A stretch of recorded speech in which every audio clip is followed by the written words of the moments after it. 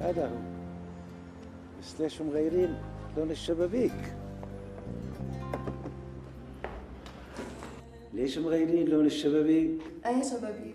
شبابيك الأوتيل عاملين لون سود بقمطوا القلب، كانوا حمر بفرفحوا. كل عمرهم سود. لا ولو كيف طول عمرهم سود؟ بدك تعلميني على أوتيل السعادة وأنا مقضي شهر العسل فيه. زبون قديم معناتها. معلوم. تفضل.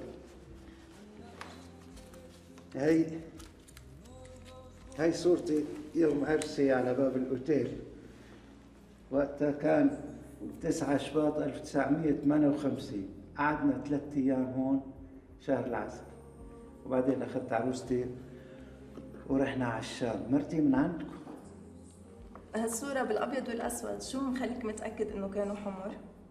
يا بنتي شهر العسل أحلى أيام العمر، مشان هيك الواحد بيتذكر تفاصيلها طول العمر. كانوا حمر. وفاء بتحب الأحمر. ومين هل بالصورة معك؟ يوم عرسي وحدة لابسة أبيض وحاملة بإيدها شملة ورد ومأنقشتني. مين بدها تكون المأذون؟ بعرف، عم امزح معك. الله يخليكم لبعض. عطتك عمرها من 7 سنين. زعلتنا. لما كانت مريضة وعدتها إنه إذا صحت يجيبها على أوتيل السعادة تتذكر الأيام الخوالي. الله ما كتب لها عمر، بس أنا حبيت وفي بالوعد يعني. لذلك يا بنتي الله يرضى عليك، إذا أجي خاطر عندك تعطيني الأوضة 103 أول طابق قابل الدرج تمام. لحظة أشوف. عليها حجز، بس تكرم عينك رح انقلهم على غير غرفة وأعطيك إياها. كتر خيرك يا بنتي، كتر خيرك. الباسبور أو الهوية إذا بتسمح. لا تفضلي. في جواته صورة. ايه هاتي لشوف. اي والله هدول اولادي. الله يخلي لك، هن كتار كأنه 6 بعيون الشيطان. كنت عم ارجيها للشباب اللي اجوا معي من الشام بالسيارة، الظاهر نسيتها بالباسبور. هذا ابني الاكبر البكر يعني، اسمه سامي، اكيد تعرفيه. شو بده يعرفني فيه؟ حبيبتي دققي منيح، له 30 سنة عايش عندكم هون بلبنان. ما شفتيه بشي نشرة أخبار، بشي مقابلة تلفزيونية، بشي اعتصام مشان الحرية؟ وجهه مش غريب علي. يا شفتي سياسي عندكم هون بلبنان. صحيح ولسه ما صار مثل الزعماء اللي طالعين نازلين على التلفزيون عم يسبوا بعض، بس مو مطول يصير مثلهم. بس سألتيني مين اللي واقفة جنبه؟ ومين هي اللي واقفة جنبه؟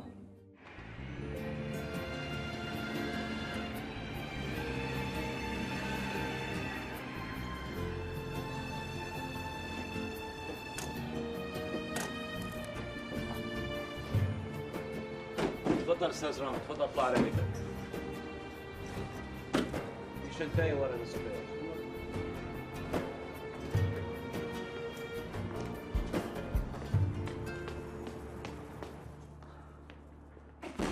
رام شو في؟ شو صار؟ ضربته سامي؟ لو ما اضطرني ما عملتها. كيف يعني اضطرك؟ ما عم بفهم. بعتقد اخوك اتصل فيكي وحطك بالصوره. انا بدي اسمعها منك انت. ابني وحر بربيه بالطريقه اللي انا بشوفها مناسبه. بتربيه بالضرب؟ وبتكسير الراس كمان. لا ما حزرت. اذا بدك تربي ولادك بهالطريقه كنت اخذت شي وحده من الشام من عندكم ساعتها كسر الروس قد ما بدك، بس ولادي انا لا سامي. شوفي اورنينا، هدول اولادي مثل ما هن اولادك، ولما بشوف واحد منهم عم بيقلل ادب وعم بيخرج برات الاصول بدي ربيه بالطريقه اللي انا بشوفها مناسبه. ولو انت حريصه على العلاقه اللي بيني وبينه ما بتبعتيه لعند خاله، علما انت بتعرفي العلاقه اللي بيني وبين خاله لوين واصله. كنت عم بلاقي حل لطريقتك الفاشله بالتعامل. تبعتيه لعند خاله؟ شو فيها يعني؟ اذا انت وخيي مختلفين شو بيمنع انه الصبي يروح لعند خاله ويتقرب منه؟ على القليل بيتعرف على شخصية عندها هيبة واحترام. ليك سامي، أنا تحملتك كتير وقضيت منك كتير. كل شي عم تعمله عم بيوصلني، من وضعك بالحزب للمشاكل اللي بلشت تعملها لحساب البنك اللي عم بيتبخر يوم بعد يوم. كنت مستعدة أتحمل كل شي، بس إنه الشغلة توصل لأولادي هيدا اللي مش ممكن أتحمله. شو بفهم هالحكي؟ أنا بحاجة أبقى لفترة مع أولادي، وما بظن إنه حضرة السياسي الكبير بيرضى إني أترك بيت بيي أنا وياهم.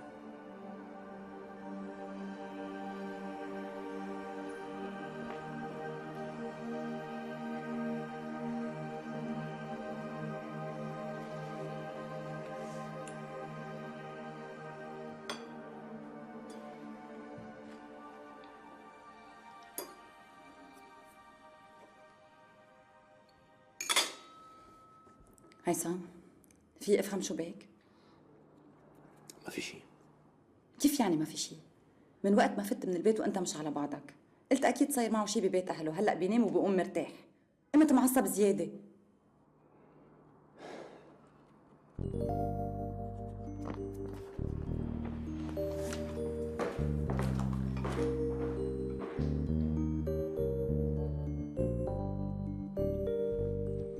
ربا، انت شو قايله للبابا؟ عن شو؟ ما بعرف، عن اي شيء. لا ما قلت له شي. شفتي؟ هيدا الوضع اللي كنت عم جرب خليك تتجنبيه.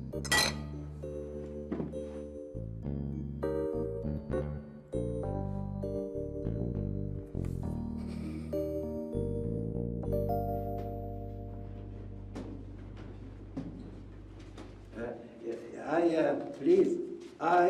نجيب. يو آدم. فريندز. ليش مغيرين لون الدهان؟ الدهان كان بلو ازرق سكاي. Good color. Yeah, good color sky. Okay. No. No, please don't open. I will open. Okay?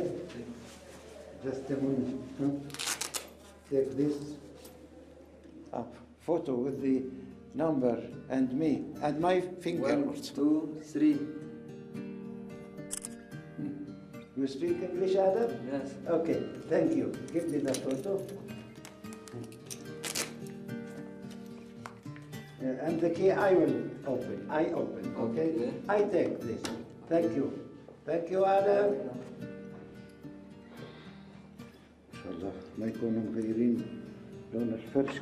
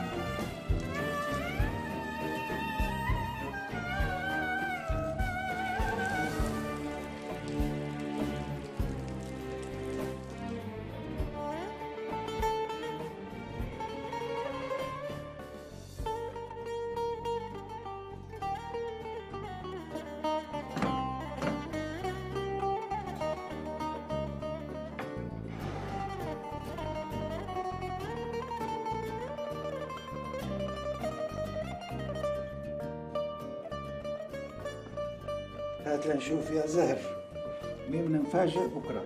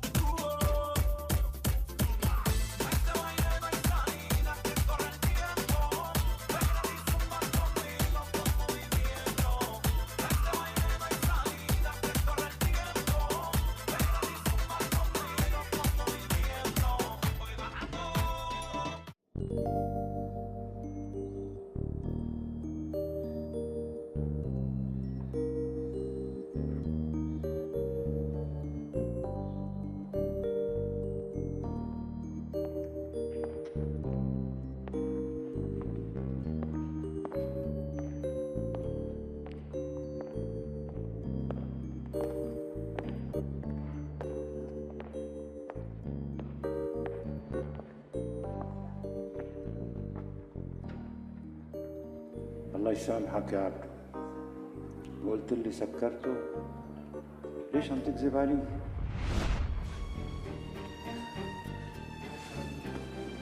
بسم الله الرحمن الرحيم، أعوذ بالله من الشيطان الرجيم. اللهم اجعل المنام لخير يا رب.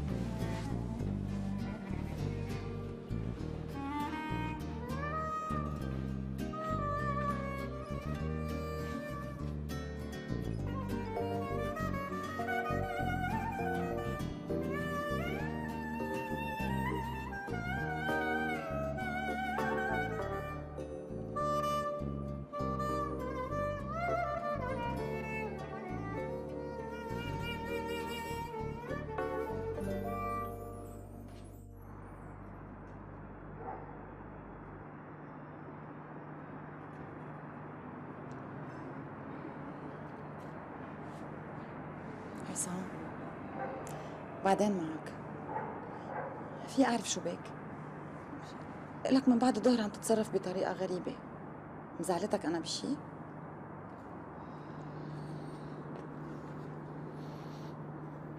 انت شو رايك؟ مزعلتيني؟ لا، مش مزعلتك.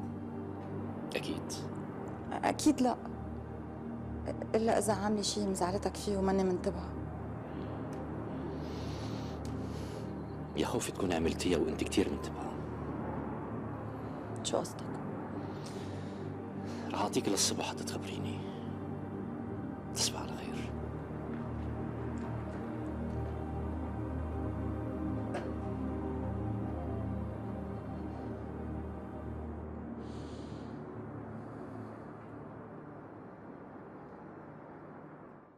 إذا فكرك تعمل صفقة يطلع لك منها قرشين وتمشي، ما بظن إنك جاي لعند الشخص المطلوب. والله يا خواجة أنا ما عم خاطر بحياتي وبأملاكي مشان نرجع على البيت. عشان هيك بكرة بلقائك معهم بدك تفهم لنا شو نوع البضاعة اللي عندهم، حجمها، عم بيعملوا صفقة ولا عم يفتحوا بزنس، عندهم خبرة بهالمجال ولا لا، مصدرهم من داخل سوريا ولا من خارجها. وانت يا خواجة بتتوقع انه من اول قعدة معهم يعطوني كل هاي المعلومات؟ إذا بدك تنتظرهم هن يحكوا، هن ما راح يحكوا، بس هيك مع شوية ذكاء فيك تفهم. اللي بيحمل شنطة فيها 5 ملايين دولار أول مرة غير اللي معود يحملها. اللي مستعجل يسلم البضاعة ليخلص منها غير اللي مستعجل يسلم البضاعة ليقبض حقها. فرق بين الاثنين رمشة عين. الفهلوي بالقطا وبيفسرها. المستعجل بجوز ما يضل يتطلع بالساعة، بس أكيد بيشرب قهوته بسرعة. يمكن ما يمد إيده يمسك فنجان القهوة أحسن ما تبين عم ترجف، بس ساعتها أكيد ما راح يقعد مرتاح ويسند ظهره على الكرسي. بشغلتنا نحن اللقاء الأول هو الأخطر. اللي أهم من البضاعة اللي عم تنباع وتنشرى هو الثقة اللي عم تنبنى. لما اثنين يصافحوا بعض اللي ايده عرقانة وعم ترجف غير اللي ايده دافية ووافقة، وهذا اللي بيقرر إذا هالمصافحة رح تتكرر أو لا. الشنطة هيدي كتير عزيزة علي، بدي إياها بالفوايد اللي جواتها، بس مع هيك لازم تسلمون إياها. كيف يعني؟ رح فسر لك كيف يعني بكرة الصبح. رح نستضيفك عنا الليلة، مش كرمال شي، بس أحسن ما تتعذب مشوار تاني بكرة الصبح. أهلا وسهلا فيك. أحلام سعيدة. تصبح على خير يا خواجة. تصبح على خير. شرف ذلك النهار.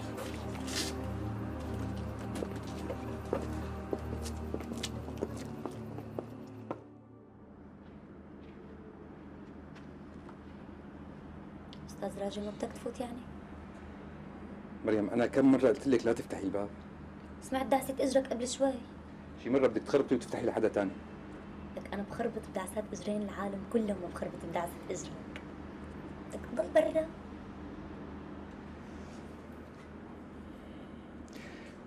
مريم بدك تقولي لي شي؟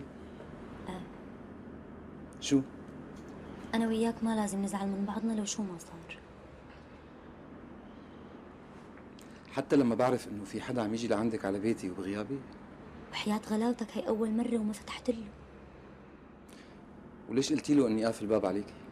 هاي حجي، لأنه أنا ما بدي أفتح له مشان ما يروح زعلان يعني. وليش حتى يزعل إذا ما فتحتي له؟ في بينك وبينه شي؟ بحبك؟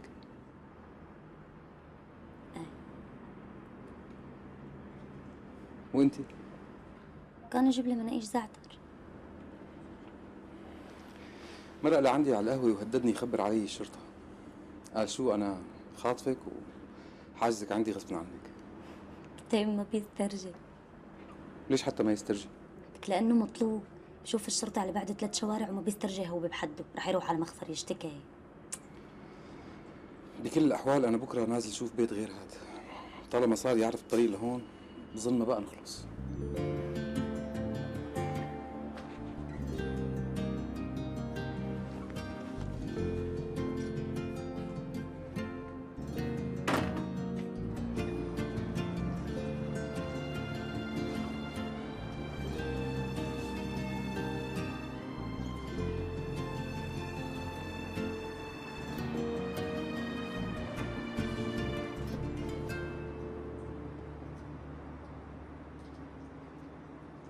مرحبا مرت عمو.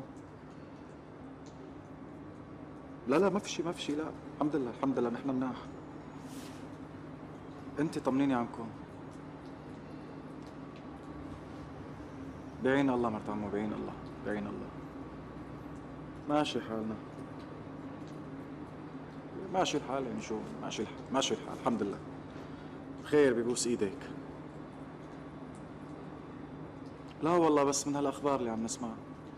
انا صار لي تقريبا من الظهر عم حاول اني حاكيكم بس ما عم بيعلق الخط. ايه على راسي على راسي، دقيقة شوي مرت عمو.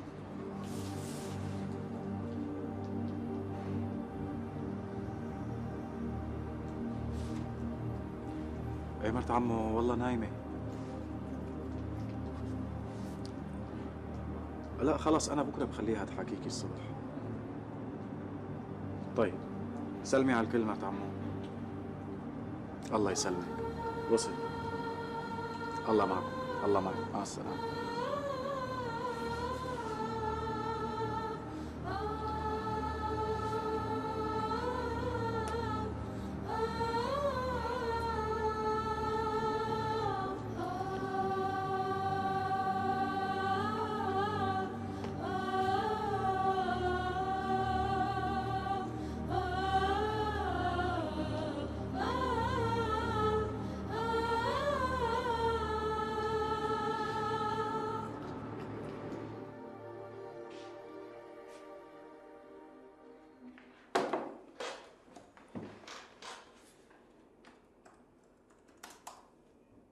الليلة رح اقطع الحدود، جاية تهريب. إذا مسكوني بتكون راحت علي، وإذا مرقت بكون رايح لعندك. بس معلش تبعتيلي العنوان لحتى ما أضيع.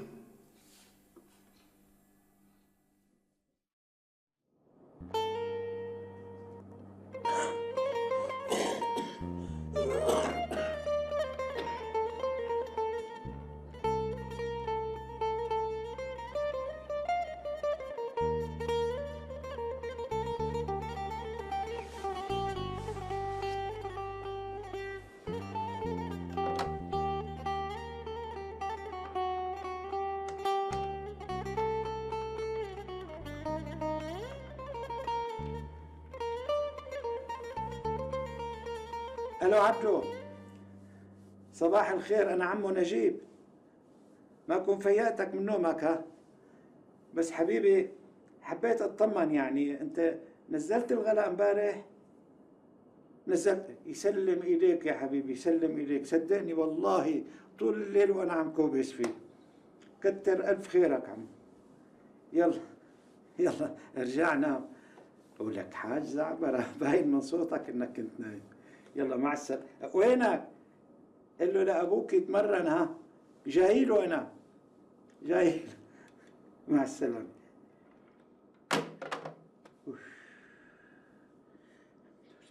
قدمت 7 دول عربية هي السعودية والأردن والكويت والمغرب وقطر والإمارات قدمت مشروع قرار إلى مجلس حقوق الإنسان التابع للأمم المتحدة في جنيف يندد بدوامة العنف في سوريا، ويلقي مشروع القرار مسؤولية معظم الانتهاكات التي ارتكبت يلقيها على عاتق النظام، ويطالبه بالتعاون الكامل مع محققي الأمم المتحدة.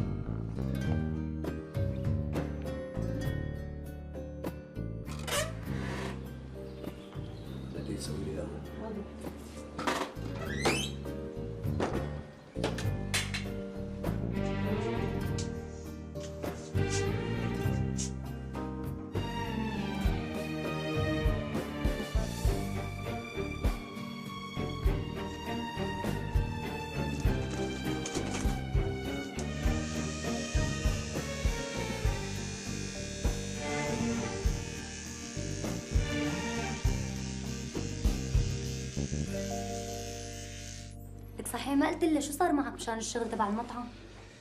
مشي الحال، هاليومين 3 رح ابلش. ايه؟ وعلى اساس رح تعتذر منه؟ شفتي بالله بس ورطني. ورطك؟ انت بالذات ما بصير تتورط. اوف، وليش انا بالذات ما بصير يعني؟ لانه لما كنت اقول لك انه الناس ما كان بدها تحمل سلاح بس النظام هو اللي ورطهم، كنت تقول لي ايه لو كان عندهم وعي ولو 1% ما كانوا تورطوا. هاي انت إنسان واعي ومثقف وبتفهم، ولكك تورطت ورح تشتغل شغلة أنت مالك مقتنع فيها بس لحتى تحمي بنت مصر لك بتعرفها شهرين وثلاثة. طيب وهن يلي حملوا سلاح مو مشان يحموا أخوهم ولا أبوهم ولا أهلهم؟ إيه شو يعني مطلوب مني هلا؟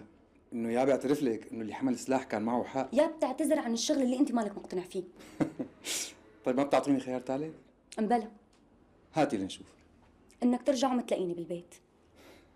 هذا مو خيار مريم، هذا تهديد. لا مو تهديد، بس مالي رح خليك تشتغل شغلة أنت مالك حاببها بس كرمال تاخذ مصاري وتستأجر لي بيت لحتى تحميني.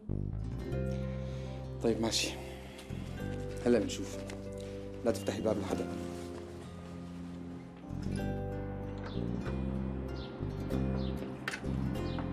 إذا بدك اقفل الباب وخذ المفتاح معك.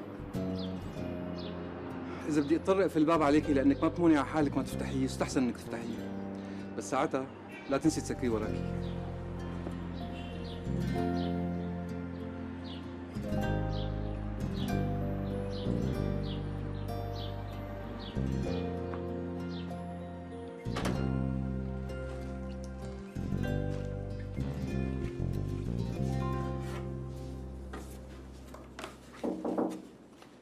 تفضل. Come in.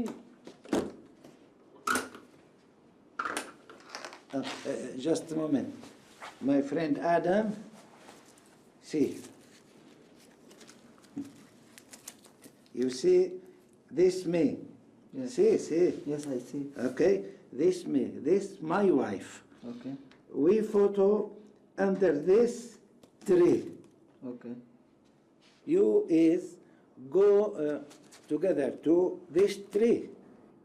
Okay, but I don't have the location of the tree.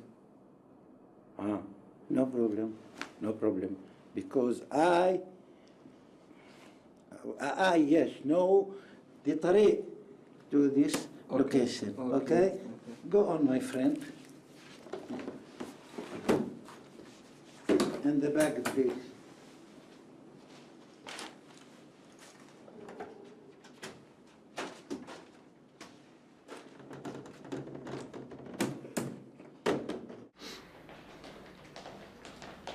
صباح الخير بابا. صباح الخير. فايق بكير اليوم بك شيء؟ لا بابا لا. كيف لا يعني؟ ما مبين انك مش على بعضك.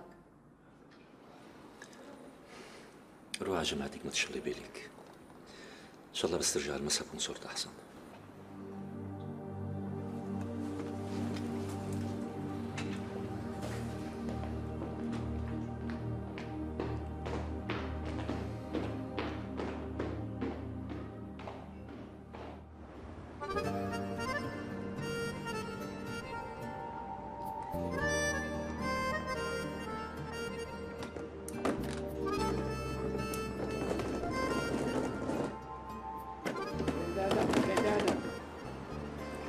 Moment, come. This camera, you take photo me, okay? With the door. Me, the door, okay? Little bit door. Say 1, 2, 3 and push. 1, 2, 3. Thank you. One more. Yes. 1, 2, 3. 1, 2, 3. Thank you. Give camera. Now go to 3. Okay? You didn't ask me why this photo. Ask me. Because me wife here. Me wife.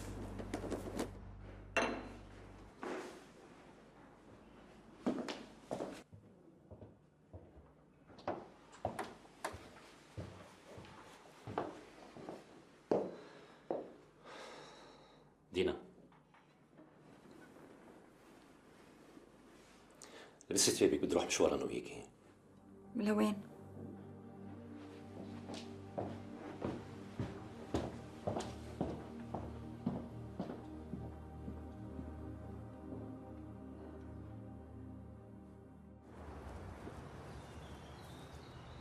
Sir, please, I have opened the hotel.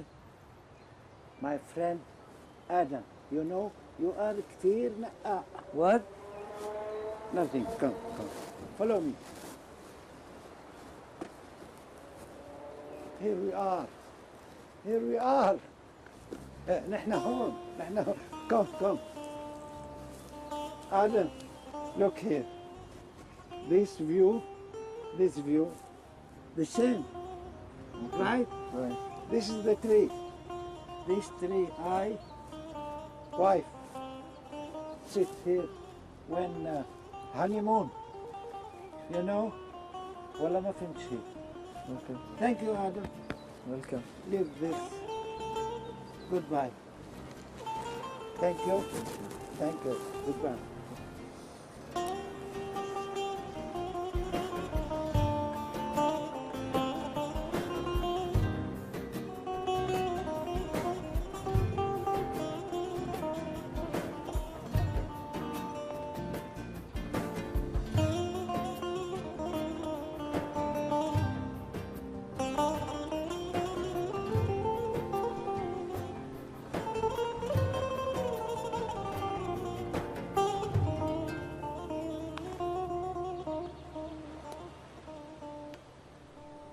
ما بعرف ريم، ما بعرف، بس لينا ما بتترك البيت وبتمشي هيك الا اذا كان في شيء. شيء مثل شو يعني؟ ما بعرف. طب معقول تكون نزلت على الشام؟ خطر لي هذا الشيء. حكيت مع اهلها، ما راحت لهنيك. ما تقلي انه سألت عنها عادي. لا ما سألت، بس حكيت معهم عادي ومن قلب الحديث عرفت انه هي مو عندهم. طيب بركي هي عند اهلها وما بدها اياك تعرف انه هي وين. مستحيل ريم، مستحيل. اما طلبت انه تحكي معها. واخواتك اللي هون؟ حكيت معهم كلهم، ما حسيت انه حدا عنده فكرة عن الموضوع.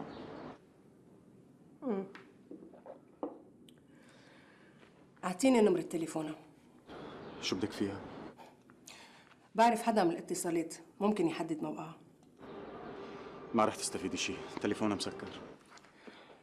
طيب ما قالك الا تنطر. شو بدي انطر ريم؟ شو بدي انطر؟ كل دقيقة عم بتمر علي عم بحسها سنة. طلعت واخدت معها شادي، شو بعرفني وينهم هلا؟ شو بيعرفني شو صاير معها؟ هي عاقلة يعني ما ممكن تعمل شيء، بس ما بعرف. كريم روق حبيبي خلص. بتعرف شو، انا رح احكي مع الحدود. ممكن تكون غادرت الاراضي اللبنانية، هلا هني بخبروني. بس بدي اياك من هلا لوقتها تروق وما تعتل هم. وحياتك من هون للمسا بعرف لك وين هي. منيح؟ كريم عم تسمعني؟ بسمعك. كون منيح حبيبي. ايه انا ساعة ماكسيموم بحكيك. ماشي.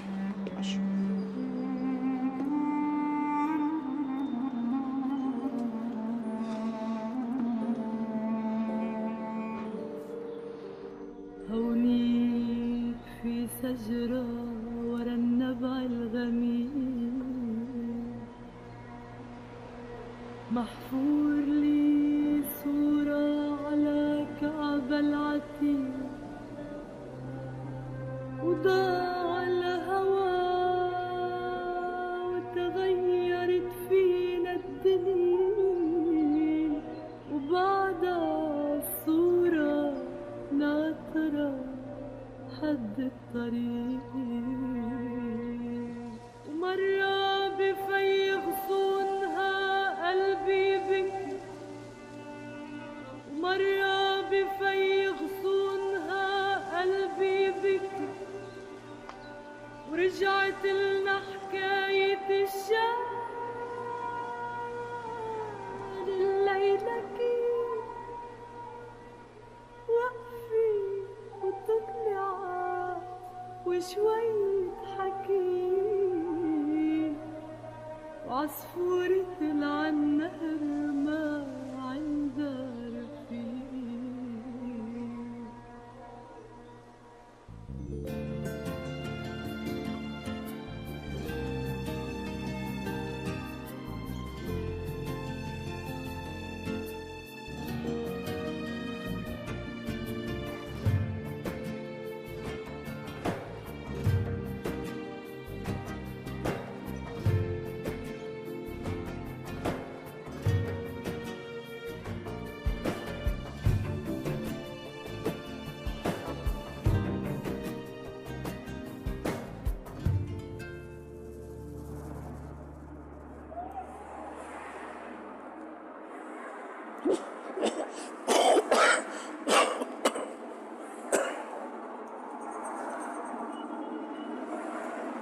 مرحبا.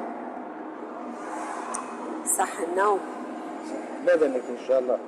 عفوا، هاي البوسطة بتنزل على بيروت؟